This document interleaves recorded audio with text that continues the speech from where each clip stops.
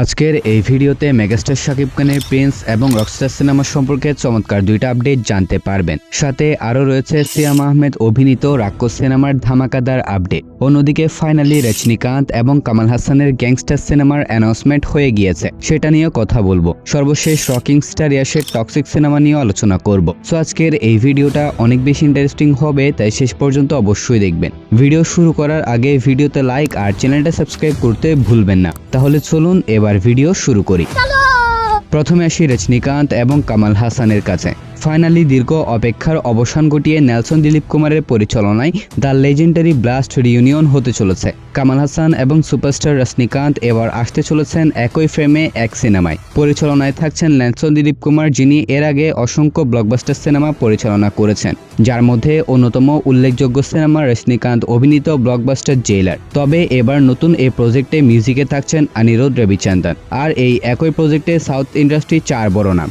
আস্তে আস্তে এই সিনেমার মধ্যেও আরও বড় বড় কয়েকটা নাম যুক্ত হবে। যদি প্যান ইন্ডিয়ান অডিয়েন্সকে টার্গেট করে এই সিনেমা নির্মাণ করা হয়, তাহলে বলিউড, তেলুগু এবং অন্যান্য ইন্ডাস্ট্রি থেকেও জনপ্রিয় বেশ কয়েকজন অ্যাক্টরকে এই সিনেমায় দেখা যাবে। তামিল সিনেমা ইন্ডাস্ট্রি অনেকদিন ধরেই 1000 কোটি ক্লাবের অপেক্ষায় রয়েছে। হিন্দি আর তেলুগু সিনেমায় এই মাইলফলকে পৌঁছে গেলেও তামিল এখনো পর্যন্ত এই এলিট ক্লাবে এন্ট্রি নিতে পারেনি। এই অবস্থায় কামাল হাসান ও রজনীকান্ত একসাথে আসা মানে সরাসরি বিগ টার্গেটে শট নেওয়া।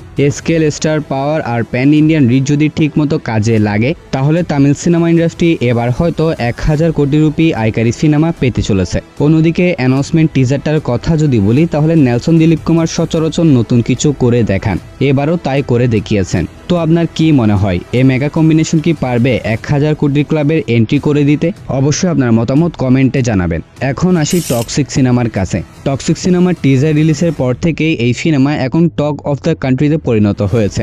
সিনেমাটায় ইয়াশ থাকছেন 2টি ভিন্ন ক্যারেক্টারে এবং 3টি আলাদা শেডে। সিনেমাটার মূল চরিত্র রায়া। এই রায়াকে দেখানো হবে 2টা আলাদা টাইমলাইনে, অর্থাৎ 2টা আলাদা সময়ে। একদিকে থাকবে ইয়াং রায়া, যে গোয়ার ডার্ক কার্টেল দুনিয়ার নিজের আধিপত্য গড়ে তোলে। অন্যদিকে ওল্ড রায়া, যে নিজের সাম্রাজ্যের কিং হলেও ভিতরের কনস্পিরেসি আর ক্ষমতার লড়াইয়ে ধীরে ধীরে হতাশ হয়ে পড়ে।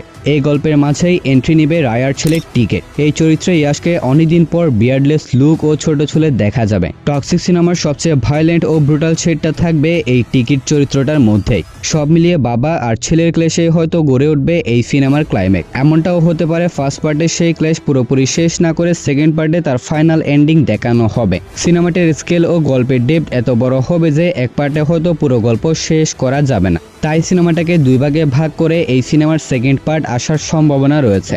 যদি গল্প আর এক্সিকিউশন এই বিগ স্কেলের সাথে তাল মিলিয়ে চলে, তাহলে ইয়াশ কেজিএফের পর আরও একটা বড় রেকর্ড সৃষ্টি করতে চলেছে। অন্যদিকে ইয়াশের টক্সিক সিনেমার প্রথম ইন্ট্রোডাকশন টিজার যেটা ছিল, সেটা 100 মিলিয়ন ভিউ ক্রস করে বিশাল রেকর্ড সৃষ্টি করেছিল।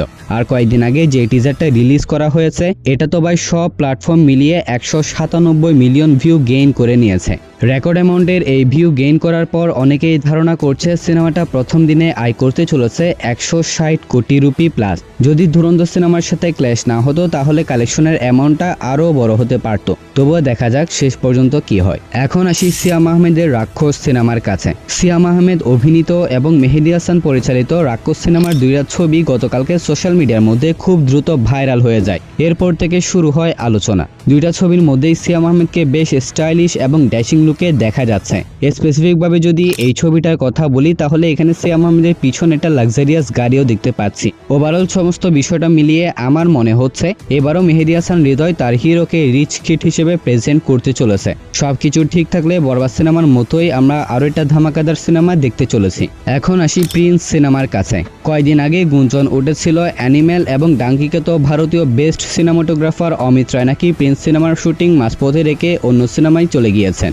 ভিসা জটিলতার কারণে প্রিন্সের শুটিং দেরিতে শুরু হওয়ায় আগের কমিটমেন্টের জন্যই নাকি তিনি অন্য টিমের সাথে যুক্ত হয়ে গিয়েছেন, এমনটাও শোনা যাচ্ছিল। কিন্তু আসলে জানা গিয়েছে তিনি প্রিন্স সিনেমার শুটিং সেট ছেড়ে অন্য কোথাও যাননি। তিনি নাকি প্রিন্স সিনেমার জন্য 2 থেকে 3টি নতুন প্রজেক্টের অফার রিজেক্ট করে দিয়েছেন। আর হ্যাঁ, 2 থেকে 3 দিনের জন্য সেট ছেড়ে চলে গিয়েছিলেন, কিন্তু সেটা ছিল নিজের পার্সোনাল কোনো একটা কাজের কারণে। তো যেসব গুঞ্জন ছড়িয়েছিল সবটাই ছিল ফেক। প্রিন্স নিয়ে তিনি এখনো বেশ ফোকাসড আছেন। অমিত রায়ের ক্যামেরার জাদুতে আমরা প্রিন্স সিনেমার সিনেমাটোগ্রাফি এবং ভিজুয়ালে দারুণ কিছু এক্সপেরিয়েন্স করতে চলেছি।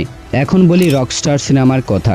মেগাস্টার শাকিব খান আগামী কোরবানির ঈদে আসমান রুশোর পরিচালনায় আসতে চলেছেন রকস্টার নামের একটা সিনেমার মাধ্যমে। তো আসমান রুশো জানাই, ভেবেছিলাম শাকিব ভাই হয়তো ধুমধড়াক্কা অ্যাকশন কিছু বানাতে বলবে, কিন্তু শাকিব খান নিজেই আমাকে পরামর্শ দেন যেন মিউজিক্যাল টাইপের কিছু গল্প রেডি করি। সে পরামর্শ থেকে আসমান রুশো লেখেন রকস্টার শিরোনামে একটা গল্প, যেখানে মেগাস্টার শাকিব খানকে প্রথমবারের মতন একজন রকস্টার ক্যারেক্টার প্লে করতে দেখা যাবে। সিনেমাটার মধ্যে দুর্দান্ত লাভ স্টোরি, ইমোশনাল অ্যাঙ্গেল এবং ধামাকাদার অ্যাকশনও থাকবে। সিনেমাটা রিলিজ করা হবে 2026 সালের কোরবানির ঈদে। সবকিছু মিলিয়ে প্রিয়তমার মতন আরও একটা রোমান্টিক থ্রিলার সিনেমা আমরা দেখতে চলেছি। তো গাইস, এগুলাই ছিল আজকের ভিডিওর আপডেট। ভিডিওটা ভালো লাগলে ভিডিওতে লাইক আর চ্যানেলটা সাবস্ক্রাইব করতে ভুলবেন না। তাহলে দেখা হচ্ছে পরবর্তী আরও একটি ভিডিওতে। ততক্ষণ ভালো থাকবেন, সুস্থ থাকবেন, টেক কেয়ার, আল্লাহ হাফেজ।